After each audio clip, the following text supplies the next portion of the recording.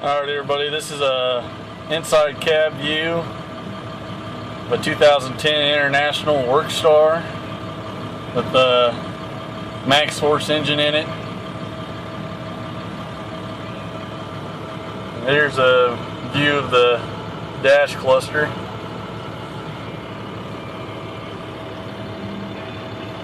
You got your cruise set, acceleration, resume. And that button there is the air horn. And your turn signals and power washers, hazard light. And your climate control, Panasonic radio. I got the XM radio hooked up here.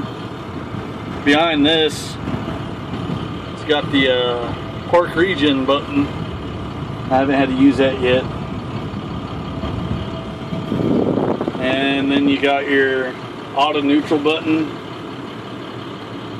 You got your power drive lock button, differential lock, and your PTO button. This button don't really do anything. We got the PTO button down here set up to turn the back end on.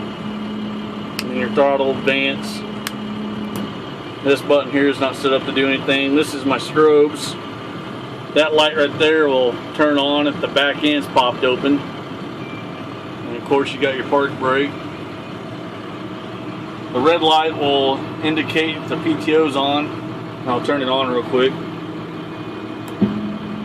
When the PTO's on, it'll turn off. And that yellow light, it just comes on when the service filter needs change. And it's got nice cup holders. And this is how you drive it. Drive, neutral, and reverse, and then you can shift up and down. You can also check your transmission fluid from here. Just got to push these two buttons at the same time. It'll go oil.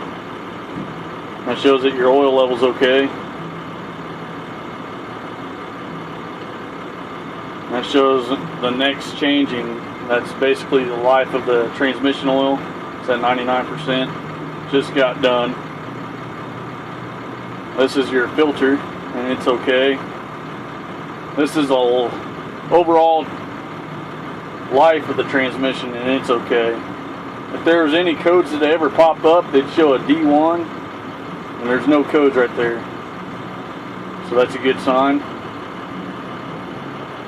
And you just go back to your normal operation there. And we run two-man crews. This is basically their seats. They're nice and spacious.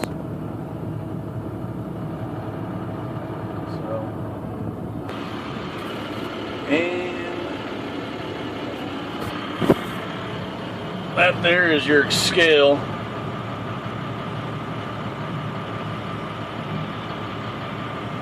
It shows 33.9. We're empty, and it can go up to 56,000. And then I got a rear view camera. See what's going on in the back. And I got the Kenwood CB radio. Haven't had any problems with it. Nice working radio. Down here is where I just keep a few notes. Some extra pens, highlighters, write notes for customers or notes in the book.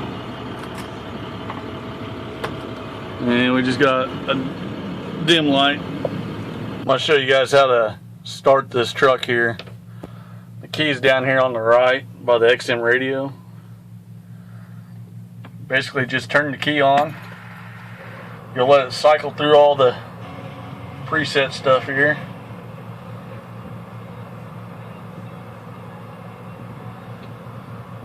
And you'll wait for that engine light to shut off, this one right here. It'll flash a few times.